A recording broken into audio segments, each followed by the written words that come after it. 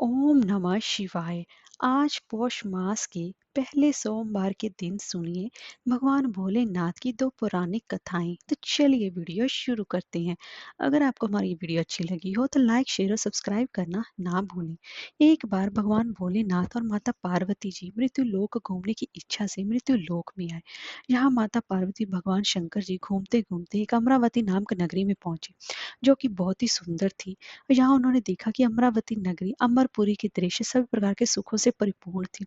उस नगरी में राजा द्वारा बनवाया हुआ बहुत ही सुंदर भगवान भोलेनाथ जी का मंदिर भी था। उस मंदिर में भगवान भोलेनाथ जी और माता पार्वती निवास करने लगे। एक दिन माता पार्वती जी ने भगवान से कहा कि हे प्रभु, आज तो हम और तुम दोनों चौसर पासा खेलेंगे। शंकर जी ने माता पार्वती की बात मानी, चौसर खेलने लगे। उसी समय मंदिर का पुजारी ब्राह्मण मंदिर में पूजा करने के लिए आया हुआ था। माता ने ब्राह्मण को देखकर प्रश्न किया कि पुजारी जी बताओ कि इस बाजी में दोनों में से किसकी जीत होगी और किसकी हार होगी। ब्राह्मण ने बिना सोचे समझे कहा कि भगवान भोलेनाथ ही जीतेंगे। कुछ समय के बाद बाजी समाप्त हुई और माता पार्वती जी की जीत हुई। माता पार्वती को ब्राह्मण के झूठ बोलने पर बड़ा ही क्रोध आया और उसे कोढ़ी होने का श्राप दे दिया। भगवान शंकर जी के बहुत समझाने के बाद भी माता नहीं मानी और वे दोनों वहां से चले गए। कुछ समय के बाद उस ब्राह्मण पुजारी को कोढ़ होने लगा और धीरे धीरे उसके पूरे शरीर में कोढ़ हो गया। ऐसे में बहुत ही परेशान में दुखी रहने लगा। इस तरह कई दिन बीत गए। फिर एक दिन देवलोक की अप्सराएं शिव जी की पूजा करने उसी मंदिर में आई। अप्सराओं ने इस पुजारी के कष्ट को देखकर बड़े ही दया भाव से उसके रोगी होने का कारण पूछा। तब पुजारी जी ने आप बीती सभी बातें निसंकोच होकर उन अप्सराओं को बता दी। यह सुनकर वो अप्सराएं बोले कि हे ब्राह्मण, तुम दुखी मत हो, भगवान भोलेनाथ जी आपके सभी कष्टों को दूर कर देंगे। परंतु तुम्हें श्रेष्ठ षोडश सोमवार के व्रत पूरे विधि विधान और भक्ति भाव से पूरे 16 व्रत करने होंगे। और 17वें सोमवार के दिन पाव से पवित्र गेहूं के आटे की बाटी बनाएं। उसके बाद घी और गुड़ मिलाकर चूरमा बनाकर भगवान भोलेनाथ जी को प्रसाद चढ़ाना और बाकी के प्रसाद को मंदिर में उपस्थित भक्तों में बांट देना। ऐसा करने से आपकी सभी मनोकामनाएं पूर्ण होंगी। ऐसा कहकर देव अप्सराएं देवलोक चली गई। ब्राह्मण भी यथाविधि षोडश सोमवार व्रत करने लगा। ऐसे में भगवान भोलेनाथ की कृपा से धीरे धीरे ब्राह्मण पुजारी कोढ़ से मुक्त होने लगा। कुछ समय के बाद भगवान शंकर जी और माता पार्वती जी फिर से उसी मंदिर में पधारे। तब माता ने इस ब्राह्मण से रोग मुक्त होने का कारण पूछा। तो ब्राह्मण ने माता को 16 सोमवार के व्रत के बारे में विस्तार पूर्वक बताया। ब्राह्मण की बात सुनकर माता पार्वती जी बहुत प्रसन्न हुई और पुजारी से 16 सोमवार के व्रत की विधि भी पूछी। उसी दिन से माता पार्वती जी भी और सोमवार व्रत करने लगी और लगातार 16 व्रत किए। ऐसे में उनकी मनोकामनाएं पूर्ण हुई। उनके रूठे पुत्र स्वामी कार्तिकेय जी स्वयं माता के आज्ञाकारी हो गए। फिर एक दिन कार्तिकेय को अपना विचार परिवर्तन होने का रहस्य जानने की इच्छा हुई और वे अपनी माता के पास आए और बोले कि आपने ऐसा क्या उपाय किया जिससे कि मेरा मन आपकी ओर आकर्षित हो गया। तब माता पार्वती जी ने उसे शॉर्ट सोमवार कथा सुनाई। तब कार्तिकेय ने अपनी माता से कहा कि इस व्रत को मैं भी करूंगा, क्योंकि मेरा प्रिय मित्र ब्राह्मण बहुत दुखी दिल से प्रदेश गया है और मुझसे मिलने की बहुत इच्छा होती है। फिर कार्तिकेय जी ने भी 16 सोमवार के व्रत पूरे विधि विधान से किए और उनकी भी इच्छा पूर्ण हो गई। उन्हें अपना प्रिय मित्र मिल गया। तब उसके मित्र ने इस आकस्मिक मिलन का भेद कार्तिकी जी से पूछा। तो वे बोले कि हे मित्र, हमने तुम्हारे मिलने की इच्छा करके 16 सोमवार के व्रत किए थे। अब तो उस ब्राह्मण मित्र को भी अपने विवाह की बड़ी ही इच्छा हुई और वह भी 16 सोमवार व्रत पूरे विधि विधान से करने लगा। एक दिन वह किसी काम से विदेश गया और वहां की राजा ने अपनी पुत्री का स्वयंवर रखा था। उस राजा ने राजकुमारी के विवाह के लिए शर्त रखी थी कि जिस राजकुमार के गले में सब प्रकार श्रृंगार रहते हथनी माला डालेगी, तो मैं उसी के साथ अपनी बेटी का विवाह करूंगा। भगवान शिव जी की कृपा से ब्राह्मण भी स्वयंवर को देखने के लिए एक ओर बैठा हुआ था। उसी समय हथनी वहां पर आई, उस ब्राह्मण के गले में जयमाला डाल दी। इस तरह राजा की प्रतिज्ञा के अनुसार बड़े धूमधाम के साथ अपनी पुत्री का विवाह उस ब्राह्मण के साथ पूरे विधि विधान से कर दिया और उसे बहुत सारा धन देकर सम्मान पूर्वक संतुष्ट किया और वे दोनों सुख पूर्वक रहने लगे। एक दिन उस राजकुमारी ने अपने पति से पूछा कि हे प्राणनाथ, आपने ऐसा कौन से पुण्य किया जो हथनी ने सभी राजकुमारों को छोड़कर आपके गले में जयमाला डाली। तब ब्राह्मण बोला कि हे प्राण प्रिय, मैंने अपने मित्र कार्तिकी जी के कथन अनुसार 16 सोमवार का व्रत किया था, जिसके प्रभाव से मुझे तुम जैसी रूपवान पत्नी मिली है। इस व्रत की महिमा सुनकर राजकन्या को बड़ा ही आश्चर्य हुआ और वह भी पुत्र कामना के लिए 16 सोमवार व्रत करने लगी और भगवान भोलेनाथ से पुत्र कामना की प्राप्ति करने लगी। शिव जी की कृपा से कुछ समय के बाद उसके गर्भ से एक अति सुंदर सुशील धर्मात्मा और विद्वान पुत्र हुआ। वह ब्राह्मण और उसकी पत्नी दोनों ही पुत्र पाकर बहुत प्रसन्न हुए और उसका लालन पालन भली प्रकार से करने लगे। जब वह लड़का बड़ा हुआ और समझदार हुआ तो एक दिन अपनी माता से प्रश्न किया कि माता, आपने ऐसा कौन से पुण्य किया जो आपको मेरे जैसे पुत्र की प्राप्ति हुई। पुत्र की बात सुनकर उस राजकुमारी ने अपने द्वारा किए गए 16 सोमवार के व्रत की कथा पूरे नियमों के बारे में उसे बताया। उस लड़के ने इस व्रत को सब तरह से मनोरथ पूर्ण करने वाला सुनकर उसके मन में राज्य अधिकार के पाने की इच्छा की। उस लड़के ने उसी दिन भगवान शिव जी को प्रसन्न करने के लिए 16 सोमवार के व्रत पूरे नियमों से करने लगा। एक दिन दूसरे देश के राजा के दूत ने आकर उसको उसकी राजकुमारी के लिए चुना और उसे अपने साथ ले आई, और राजा ने अपनी राजकुमारी का विवाह उसके साथ कर दिया। धीरे धीरे राजा वृद्ध हो गया और उसके लिए राजकाज संभालना मुश्किल हो गया। उसने अपने दामाद का राज्य तिलक कर दिया और वहां का राजा घोषित कर दिया। इस तरह ब्राह्मण पुत्र राजा बनकर भी यह व्रत करता रहा। जब 17वां सोमवार का व्रत का दिन आया तो उसे अपनी रानी से सभी सामग्रियों सहित भगवान भोलेनाथ जी के मंदिर आने को कहा, किंतु रानी मंदिर नहीं गई और उसने अपने दास दासियों को पूजा की सामग्री लेकर मंदिर भेज दिया। राजा ने पूरे विधि विधान से भगवान शिव जी की पूजा करी। जब वह वहां से जाने लगा तो उसने सुना कि आकाशवाणी से एक आवाज आई और उसने कहा कि हे राजा, अपनी इस रानी को राजमहल से निकाल दे, नहीं तो ये तेरा सर्वनाश कर देगी। इस वाणी को सुनकर राजा आश्चर्य में पड़ गया। उसने तुरंत मंत्रियों की बैठक बुलाई और अपनी आप बीती भी सुनाई। मंत्री आदि सभी विस्मय और दुख में डूब गए, क्योंकि जिस कन्या के साथ राज्य मिला है राजा उसी को राज्य से निकालने का जाल रच रहा है, ये कैसे हो सकेगा। अंत में राजा ने अपनी रानी को राजमहल से निकाल दिया। रानी दुखी हृदय से अपने भाग्य को कोसते हुए अपने राज्य से बाहर चली गई। बिना चप्पलों के फटे वस्त्र पहने भूखी प्यासी धीरे धीरे चलकर एक नगर में जा पहुंची। उस नगर में एक बुढ़िया रोज सूत काट कर बेचने जाती थी। रानी की करुण दशा देखकर बुढ़िया बोली, तू मेरे साथ चल, मेरा सूत पकवा दे, मैं वृद्ध हूँ, भाव नहीं जानती हूँ। यह सुनकर रानी बुढ़िया के सिर से सूत की गठरी उतारकर अपने सिर पर रख ली और अचानक से आंधी आई और बुढ़िया के सभी सूत हवा में उड़ गए। बेचारी बुढ़िया बहुत पछताई और रानी से कहा कि दूर रहना मेरे से अब रानी एक तेली के घर पर गई और काम मांगने लगी कि अचानक से उस तेली के सभी मटके शिव जी के प्रकोप से चटक गए। ऐसी दशा देखकर उस तेली ने रानी को अपने घर से बाहर निकाल दिया। इस प्रकार रानी अत्यंत ही दुख पाते हुए एक नदी के तट पर गई कि देखा कि नदी अचानक सूख गई। उसके बाद रानी एक वन में गई। वहां जाकर उसने एक सरोवर देखा और वह पानी पीने के लिए सरोवर की सीढ़ी उतरी और पानी पीने के लिए जैसे अपने हाथों को आगे बढ़ाया तो देखा कि सरोवर का पानी नील कमल के सदृश जल असंख्य कीड़ों से गंदा हो गया है। रानी अपने भाग्य का दोषारोपण करते हुए उस सरोवर का जल पीकर अपनी प्यास बुझाए आराम करने के लिए पेड़ की शीतल छाया में विश्राम करने के लिए लेटी तो देखा कि उस पेड़ की सभी पत्तियां झड़ गई। ऐसे में रानी जिस पेड़ के नीचे जाती उसी पेड़ की पत्तियां अपने आप झड़ जाती।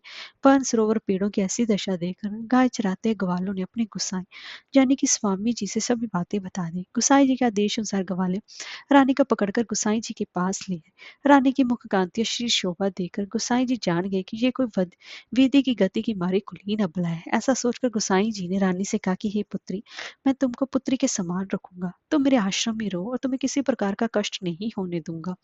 गुसाई जी के ऐसे वचन सुनकर रानी को थोड़ी धीरज मिली और वे आश्रम में ही निवास करने लगी।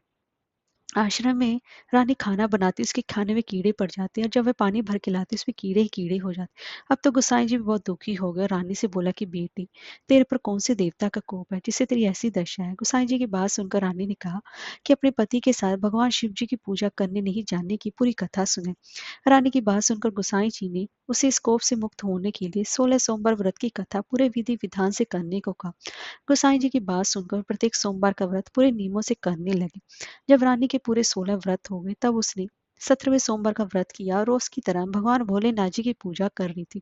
तब भगवान शिव जी के प्रभाव से राजा के मन में अपनी रानी का विचार उत्पन्न हुआ और सोचा कि मेरी रानी को गए हुए बहुत समय बीत गया है, ना जाने कहाँ कहाँ भटकती होगी, मुझे उसे ढूंढना चाहिए। राजा ने यही सोचकर अपनी रानी की तलाश में चारों दिशाओं में अपने सैनिकों को भेजा। सैनिक अपनी रानी को ढूंढते गोसाई जी के आश्रम में आ पहुंचे। सैनिक अपनी रानी को वहां पाकर पुजारी से अपनी रानी के साथ भेजने के लिए कहा, किंतु गोसाई जी ने मना कर दी और सैनिक चुपचाप लौट गए। राजा को भी सब बातें बताई। तब राजा स्वयं अपनी रानी को लेने गोसाई जी के आश्रम आए और पुजारी से प्रार्थना करते हुए बोले, महाराज, जो देवी आपके आश्रम में रहती है वो मेरी पत्नी है। शिव जी के कोप से मैंने इसका त्याग कर दिया था।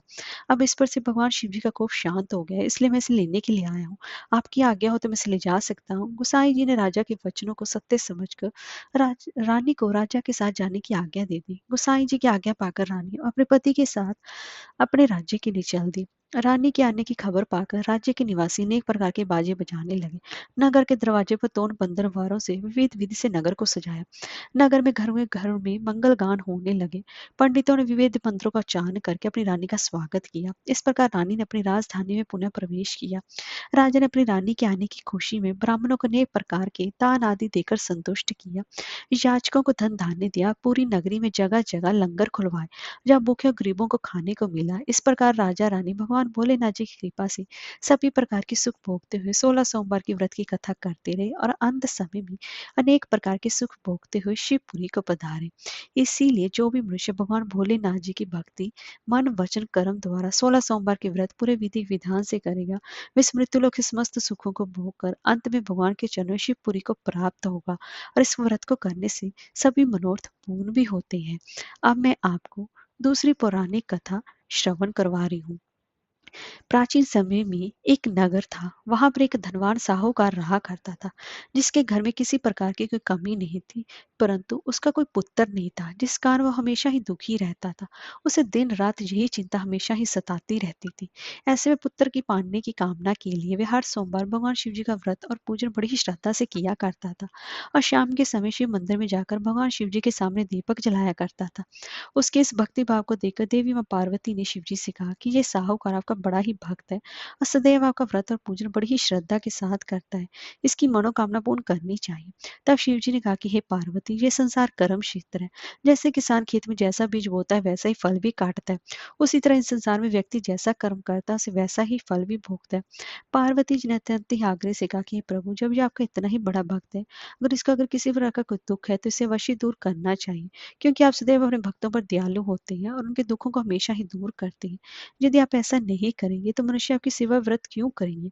पार्वती जी के ऐसे आग्रह पर शिव जी बोले कि हे पार्वती, इसके कोई पुत्र नहीं है, इसी चिंता में दिन रात दुखी रहता है। इसके भाग्य में भी मैं पुत्र न होने पर भी इसको पुत्र की प्राप्ति का वर देता हूँ, लेकिन वह पुत्र केवल 12 वर्ष तक ही जीवित रहेगा। इसके पश्चात वह मृत्यु को प्राप्त हो जाएगा। इससे अधिक मैं इसके लिए कुछ नहीं कर सकता। ये बातें वो साहूकार सुन रहा था। इससे उसको ना ही प्रसन्नता ही ना ही कुछ दुख हुआ। वह पहले की तरह ही शिव जी महाराज का व्रत और पूजन करता रहा। कुछ समय व्यतीत हो जाने पर साहूकार की स्त्री गर्भवती हुई और 10वें महीने में उसे सुंदर पुत्र की प्राप्ति हुई। साहूकार के घर में बहुत खुशी मनाई गई, परंतु साहूकार ने उसकी केवल 12 वर्ष की आयु जानकर अधिक प्रसन्नता प्रकट नहीं की, ना ही किसी को भेद बताया। जब वह बालक 11 वर्ष का हो गया तो उस बालक की माता ने उसके पिता से विवाह आदि के लिए आग्रह किया। तो वे साहूकार कहने लगा कि अभी मैं इसका विवाह नहीं करा सकता, अपने पुत्र को सबसे पहले मैं काशी पढ़ने के लिए भेजूंगा। फिर साहूकार ने बालक के मामा को बुलाकर उसको बहुत सा धन दिया और कहा कि तुम इस बालक को काशी जी पढ़ने के लिए ले जाओ और रास्ते में जिस स्थान पर भी जाओ यज्ञ और ब्राह्मणों को भोजन कराते हुए अवश्य ही जाना। फिर वह दोनों मामा भांजे यज्ञ करते ब्राह्मण को भोजन कराते हुए काशी जी की तरफ रवाना हुए। रास्ते में उनको एक शहर से गुजरना पड़ा और उस शहर में राजा की कन्या का विवाह था और दूसरे राजा का लड़का जो विवाह करने बारात लेकर आया था, वे एक आंख से काना था। उसके पिता को इस बात की बड़ी चिंता हो रही थी कि कहीं वर को देखकर कन्या के माता पिता विवाह में किसी प्रकार की अड़चन पैदा न कर दे। इस कारण जब उसने अति सुंदर सेठ के लड़के को देखा तो मन में विचार बनाया क्यों न दरवाजे के समय इस लड़के से वर का काम चलाया जाए। ऐसा विचार कर वर के पिता ने उस लड़के और उसके मामा से बात की तो वे राजी हो गए और उस लड़के को वर के कपड़े पहनाकर घोड़े पर चढ़ाकर दरवाजे पर ले गए और सब कार्य प्रसन्नता से पूर्ण हो गया। फिर वर के पिता ने सोचा कि यदि विवाह कार्य भी इसी लड़के के द्वारा करा लिया जाए तो क्या बुराई है। ऐसा विचार कर उसने लड़के और उसके मामा से कहा कि यदि आप फेर और कन्यादान का काम भी करा दें तो आपकी बड़ी कृपा होगी और इसके बदले में आपको बहुत सारा धन दूंगा। तो भी उन्होंने स्वीकार कर लिया। विवाह कार्य भी बहुत अच्छी तरह से संपन्न हो गया। परंतु जिस समय लड़का जानने लगा, उसने राजकुमारी की चुन्नी के पल्ले पर लिख दिया कि तेरा विवाह तो मेरे साथ हुआ है, परंतु जिस राजकुमार के साथ तुमको भेजेंगे वो एक आंख से काना है और मैं तो काशी जी पढ़ने जा रहा हूँ। लड़के के जाने के पश्चात उस राजकुमारी ने जब अपनी चुन्नी पर ऐसा लिखा हुआ देखा तो उसने राजकुमार के साथ जाने से मना कर दिया और कहा कि ये मेरा पति नहीं है, मेरा विवाह इसके साथ नहीं हुआ है, मैं तो काशी जी पढ़ने गया है। राजकुमारी के माता पिता ने अपनी कन्या को विदा नहीं किया और बारात वापस चली गई। उधर सेठ का लड़का और मामा काशी जी पहुंच गए थे। वहां जाकर लड़के ने पढ़ना शुरू कर दिया। जब लड़के की आयु 12 साल की हो गई, उस दिन उन्हें यज्ञ रचा रखा था कि लड़के ने अपने मामा से कहा कि मामा जी, आज तो मेरी तबीयत कुछ ठीक नहीं लग रही। मामा ने कहा कि अंदर जाकर सो जाओ और आराम करो। लड़का अंदर जाकर सो गया। थोड़ी देर के बाद में उसके प्राण निकल लगे। जब उसके मामा ने आकर देखा कि ये तो मुर्दा पड़ा हुआ है, तो उसको बड़ा ही दुःख हुआ और उसने सोचा कि अगर मैं अभी रोना-पीटना मचा दूँगा, तो यज्ञ का कार्य अधूरा रह जाएगा, जो कि सही नहीं होगा। अंत उसने जल्दी से यज्ञ का कार्य समाप्त किया और ब्राह्मणों के जाने के बाद रोटना-पीटना आरंभ कर दिया। संयोगवश उसी समय शिव पार्वती जी उधर से जा रहे थे। जब उन्होंने जोर-जोर से रोने की आवाज़ सुनाई दी, तो पार्वती जी शिव से कहने लगी, "प्रभु, कोई दुखिया रो रहा है, कृपया कर इसके कष्ट को दूर कीजिए।" जब शिव पार्वती ने पास जाकर देखा, तो वहाँ एक लड़का मुर्दा पड़ा हुआ था। पार्वती जी कहने लगी, "महाराज, ये तो उसी सेठ का लड़का है, जो आपके वरदान से पैदा हुआ था। अंत हे प्रभु, इस बालक को आप और आयु दो, नहीं तो इसके माता-पिता तड़प-तड़प कर मर जाएँगे।" पार्वती जी के बार-बार आग्रह करने पर शिव जी ने उसको जीवन का वरदान दे दिया और भगवान शिव जी की कृपा से लड़का फिर जीवित हो गया। इसके बाद शिवजी और पार्वती कैलाश पर्वत की ओर चली गई। इसके पश्चात वह लड़का और उसका मामा उसी प्रकार यज्ञ करते और ब्राह्मण को भोजन कराते अपने घर की ओर वापस चल पड़े। रास्ते में उसी शहर में आए जहाँ उसका विवाह हुआ था। वहां पर आकर उन्होंने यज्ञ आरंभ कर दिया और उस लड़के के ससुर ने उसको पहचान लिया और अपने महल में ले जाकर उसकी बड़ी खातिरदारी की। साथ ही बहुत से दास दासियों से आदर पूर्वक लड़की और जमाई को विदा भी किया। जब अपने शहर के निकट आए तो मामा ने कहा, पहले तुम्हारे घर जाकर खबर कराता हूँ। जब उस लड़के का मामा घर पहुंचा, तो लड़के के माता-पिता घर की छत पर बैठे हुए थे और ये भी प्रण कर रहा था कि यदि हमारा पुत्र सकुशल लौट आया, तो हम राजी खुशी नीचे आ जाएँगे, नहीं तो छत से गिरकर अपने प्राण त्याग देंगे। इतने में ही उस लड़के ने कि मामा ने आके ये समाचार दिया कि आपका पुत्र वापस आ गया है, तो उनको विश्वास नहीं आया। तब उसके मामा ने शपथ पूर्वक कहा कि आपका पुत्र अपनी स्त्री के साथ बहुत सारा धन लेकर साथ आया है। तो सेठ ने नंद के साथ उसका स्वागत किया और बड़ी प्रसन्नता के साथ रहने लगे। इस प्रकार जो कोई सोमवार के व्रत को धारण करता है, इस कथा को पढ़ता अथवा सुनता है, उसकी समस्त मनोकामनाएं पूर्ण होती हैं। हर हर महादेव।